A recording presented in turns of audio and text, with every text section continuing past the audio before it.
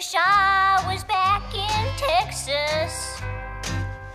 The ocean's no place for a squirrel. Wish I was in Texas. Survive it. It's not possible. You should go out there and like hair whip in the storm. About a 10-second shot. What's up, guys? It's Jason here, and welcome to my YouTube channel, Where Should I Move Insight? As there's been a recent trend of residents from New York and other places in the northeastern United States moving south, notably to states like Florida and Texas, especially from people leaving comments on my YouTube video, I decided to make a separate video talking about this. If you've ever heard the term snowbird, then you know that residents from these much colder places will leave for several months at a time almost every winter to escape the freezing temperatures, especially in places like New York, Boston, and other parts of New England. Now, for some reason, those residents are not coming back and are deciding to stay in the southern region of the US for good. The question is, why? Today we'll go into the detail on the big question many people have been asking themselves: should I move to Florida or Texas? We'll go over which state is better for families, which state is better for singles, and the cost difference between Texas and Florida explained. But first, you know where I'm going with this, right? A small favor, if you wouldn't mind just tapping that like button for the YouTube algorithm, I would really appreciate it. The more engagement a video like this gets, the more likely the YouTube algorithm is to push it out to more people to enjoy. And as this is a brand new YouTube channel I just started this year, it helps me out and it's free to do. If you like juicy Florida oranges or mouth-watering Texas barbecues, be sure to subscribe and hit that notification bell for new videos each week. Thanks for doing that. Now let us continue on with Texas versus Florida. Is the pandemic making people move from north to south? Lots of the permanent relocation of people from larger cities has to do with the pandemic. Bloomberg reported in the early fall of 2020, when COVID-19 was at one of its deadliest moments, that many of the people who were making spontaneous decisions to relocate did so because they didn't want to reside in the most populated cities in America anymore, where things like public transportation were simply not back to normalcy just yet.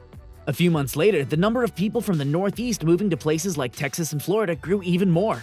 New Geography, a contributor website that constantly examines where Americans would prefer to work and live, conducted a thorough analysis a few weeks before Christmas of 2020 that pointed to the Lone Star State, Texas, and the Sunshine State, Florida, as preferences of U.S. citizens when they were deciding to relocate permanently. The fact of the matter is, the coronavirus hadn't even hit the United States when those experts did the research, so it's not only the pandemic that is making people want to move. For example, in 2019, over 35,000 people moved from New York to Florida, and over 16,000 people moved from New Jersey to Florida. Another of the most populated and bitterly cold places in America in the winter, Illinois, had well over 14,000 people move to Texas the year before the pandemic hit. And close to 10,000 people from cities like Chicago also moved to Florida in 2019. Interestingly enough, there were little over 15,000 people who moved from Florida to Texas that year. Is that saying that Texas is a better choice for Northeasterners to permanently relocate to? Well, let's take a look. Should I move from the Northeast to Florida? When the average person thinks of Florida, the wonderful weather always comes to mind. But did you know that getting more sunshine is actually good for your health? It's true. Take that, vampires! When Northeasterners are stuck in the house for much of the winter in places like New York and New England due to massive snow and other inclement weather, experts say that their mental health can be greatly affected. They point out a disease called seasonal affective disorder, where issues such as depression can actually show up from lack of outdoor activity, sunlight, etc. The cost of living is also much cheaper in Florida than in many spots in the Northeast. And if you're looking to buy property, checking out the Sunshine State would be a wonderful option. Just be sure to get hurricane insurance. According to experts, almost 80 tropical or subtropical storms have hit the state, and 4 of the strongest hurricanes to date, Hurricane Andrew, Hurricane Charlie, Hurricane Irma, and Hurricane Michael, all Category 4 or higher, caused hundreds of billions of dollars in damage over the last few decades in Florida. Certain parts of Florida have been popular for Northeasterners to relocate to. According to the Southwest Florida Economic Development Alliance, some of the most loved spots are Hendry and Lee County. South Florida is actually in the top 10% for the most loved places to live in the entire United States, and the economy there is seemingly getting better and better as the years go on. One thing about Florida that Texas could never emulate is the fact that the air is so much cleaner in the peninsula. This is because there are 3 massive bodies of water on each side of Florida, and they are the Florida Straits, the Gulf of Mexico, and the Atlantic Ocean. The price of real estate in Florida is also awesome, and it's a major reason why so many families and independent folks alike are choosing this state for a permanent place of relocation. The New York Times pointed out in the fall of 2020 that Palm Beach was one of the most well-loved spots, and that nearby areas such as Boca Raton have seen the demand for home ownership from thousands of folks over the last few decades from places in the Northeast such as New Jersey and New York. Fischler, New York Times, September 2020. Also, one of the most attractive features about Floridian society is that there's no state income tax or any home taxes. After living in the high-priced Northeast for so long in places like Connecticut and Massachusetts, not only retirees but folks who are willing to still work full-time feel so relieved to have this financial burden lifted by moving south. According to local news reports, Orlando, Florida is not only gaining more popularity these days only because of it being the location of one of the best entertainment parks in the nation, Disney World. In fact, in 2020, Orlando was the fastest growing place in the entire United States as far as gaining new permanent residents. That never made sense to me though. I mean, how many times can someone go to Disney World in a year? Don't answer that. I know the answer is 365 days, and 366 on a leap year. The largest majority of these folks actually came from places in the Northeast, and with the pandemic still going on, there are seemingly no signs of the real estate market in Orlando and surrounding areas slowing down. Still, when compared to Texas, the only city that grew faster than Orlando in the Lone Star State was Dallas. The pandemic had a lot to do with these moves because people simply felt safer health-wise in areas that have more open spaces and less human congestion. Over 60,000 people moved to Orlando in 2020, but the fact that Florida residents themselves are not moving from the area brings about the issue of not having enough housing to go around. In fact, reports indicate that 3/4 of the new residents in Orlando are from places like New York and New England. That being said, people who are looking to relocate permanently to the Sunshine State from the Northeast have been super aggressive when they see a home that they like on the market. Why Orlando? I think Orlando has, in terms of lifestyle, what a lot of people are looking for. It doesn't mean you can't still win a home. It just means that you're going to have to really be aggressive when a home comes on the market that checks all of your boxes. Should I move from the Northeast to Texas? Like Florida, Texas has been growing in popularity among homeowners even since before the pandemic. Business Insider actually pointed out a dozen specific places that folks deciding to move there preferred. Some of the smallest cities were surprisingly well loved by Northerners. Here are a few. Waco, Texas. This city had over 8,000 new residents move there over the 2010 to 2019 period. Waco is a place that has affordable housing and lots of things to do, such as a visit to the Texas Ranger Hall of Fame, Cameron Park and Zoo, and the Dr. Pepper Museum. I love Dr. Pepper. San Angelo, Texas. People who have a love for the outdoors tend to prefer San Angelo, and this city has been steadily growing in recent years due to the Northerners migrating south. The city's nature center is a loved visitor site, as well as other historic locations like the Museum of Fine Arts and the Chicken Farm Arts Center. Lubbock, Texas.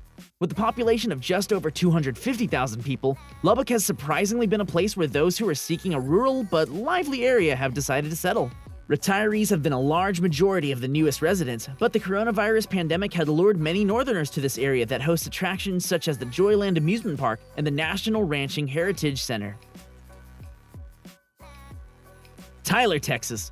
This city is even smaller than Lubbock with around 100,000 people, but it seems to be a location that people in search of more open spaces due to the pandemic are fans of. Like Waco, Tyler has an animal attraction, the Caldwell Zoo, and the theme of nature lovers is apparent at places such as the beautiful Tyler State Park and the local wildlife refuge at Tiger Creek. This place is literally a hiker and fisher's paradise. And finally, College Station, Texas. This is the location of the George Bush Presidential Library, as well as Kyle Field, home of Texas A&M. Of course, lots of young adults move here for their education, but more and more Northerners are beginning to take advantage of the low real estate deals in this city that is only about 110,000 residents. Those 5 cities were the most surprising rural areas that people from up north were moving to, and the rest of the list included locations such as Houston, Dallas-Fort Worth, Sherman-Denison, San Antonio, Midland, and Austin. As you can tell, a huge factor driving people moving is the price of real estate and rent. After all, would you rather live like a rat in a New York City studio or have your own multi-family home in the South? Is Texas or Florida better for families? At first thought, Florida would seem to be the vacation or leisure state, being that it has the most beaches and generally a more lighthearted atmosphere. But when looking at the prices of larger homes and when trying to decide which state is best for families, Texas and Florida are almost neck and neck. For example, when looking at the ranking list of states as far as which are the best to raise a family, there are less than 10 ranking spaces between Florida and Texas. Wallet Hub did a detailed study in January of 2021 that placed Texas at number 28 in the nation and Florida at number 36. But when it came to the family fun category, Florida got a higher score. I guess they're not fans of the rodeo. Yeehaw! Schools are one of the most important details when thinking about settling down in a specific place, so which state has the better education system? Well, there are popular colleges in both states, and both have arguably some of the best universities in the nation. But when it comes down to K-12 age kids, Florida is actually ranked higher than Texas. US News and World Report put Florida at number 3 for that age group, and Texas way down the list at number 34 in the 50 states. It's also worth it to point out that when talking about colleges and university, Florida is actually ranked number 1 for higher education institutions, and Texas is number 31. Is Texas or Florida better for singles? If you're living a single life, myself included, for the single ladies out there, slide into my DMs. Seriously, guy, girl, or non-binary person, go ahead and slide into my DMs at Company Insight on Instagram. If you're living the single life, then Florida will be a much better choice than Texas, according to the experts. CBS News in Austin did a report in early 2021 that put both states at the top of the list, Florida being number 1 and Texas being number 2. This is not to say that a single person can't have fun in places such as Houston, but being that Florida is more of a vacation-styled location with romantic spots like Boca Raton, Texas simply will never be better suited for singles than the Sunshine State. It's also worth it to note that Texas has many attractions that singles adore, such as more movie theaters and restaurants, and they also are number 13 in the US for online dating. But come on, online, you don't even need to be in Texas for that. It really will depend on whether or not you are looking to buy a home and stay in Texas for decades, or if you are simply looking to get a 6-month or maybe a year lease to feel out the area. Conclusion. And that brings us to today. Both Florida and Texas are wonderful places to live. The choices of affordable real estate are continuously growing, and folks single and/or with families are starting to realize that permanent relocation in either of these southern spots is a wonderful choice that will allow them to live in a much more spacious place due to COVID-19 preferences, and save a lot more money while doing so. So with that said, thank you so much for watching my video. There was a significant amount of research and production into making this video possible. As this is a brand new YouTube channel I just started this year, if you enjoyed videos like this, please click the subscribe button and hit that notification bell. If you have any other suggestions for videos, let me know. If you haven't seen already, check out my video on the most moved out states in 2021 and the rise and fall of New York City. Would you like to see a video about why Texas is better than Florida? Or Texas versus California? I know that rivalry is pretty thick. As always, stay happy and healthy and stay tuned for another episode of Company Insight next week.